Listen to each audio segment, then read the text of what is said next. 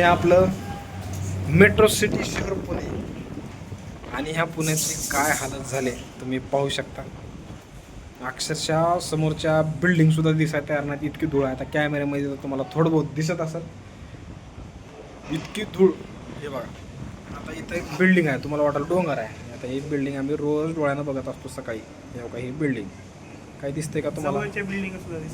जवळची. आणि तुम्हाला वाटेल हे लयच दूर आहे की बिल्डिंग, इथं जवळच आहे. बिल्डिंग जवळच दिसतात, असं आहे का अर्धा 1 किलोमीटर असेल. ही अक्षरशः बिल्डिंग दिसाय भाग नाही. बिल्डिंग म्हणजे आता बघा, हे बघा, आता झूम करतो, फुल्ली झूम. आणि हे बघा, आता झूम आउट केल्यानंतर पहा ही धूळ. म्हणजे गाड्याचं तर आता काय काय हालायत की, इतकी भयंकर धूळ आहे. अशी धूळ मी आमच्या आयुष्यात मी तर पहिल्यांदा बघितली. इतकी भयंकर धूळ. हे बघा, म्हणजे माणूस प्रगतीकडे जाता जाता त्याची अधोगती झाली ही माणसाला कळायला आता भाग नाही. बरोबर का शिव? प्रगत होता होता ही अशी जर दिवस आले, निसर्ग असला छेडलं, माझ्या मते तर निसर्ग एवढी ताकद कुणातच नाही. बरोबर का? कुणातच नाही. या बघू शकता, ये बघा, इकडे जाऊ शकत नाही कारण की आम्ही कॉलमच्या मागे थांबल्यामुळे आम्हाला धूळ लागत नाही.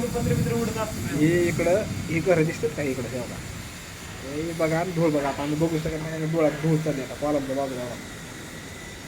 पाहू शकता, ही अशी कंडिशन झाली. आबाळ तर आले, आबाळ जमीनवर नाही, खालचं आबाळ वेगळंच आहे आणि वरचं वेगळंच आहे आबाळ. हे पाहू शकता, हे धूळ, कचरा. फक्त एकच ह्याच्यामध्ये एक चांगला आहे की त्याच्यावर सोलार पडायला लागला. सोलार हवा बी जोरात आहे ना. शिवम, तुला हाऊसकीपिंग तर करायची गरज दिसणार गेली आता. प्लांट दिसणारच मला तर. पाहू शकता आता धूळ.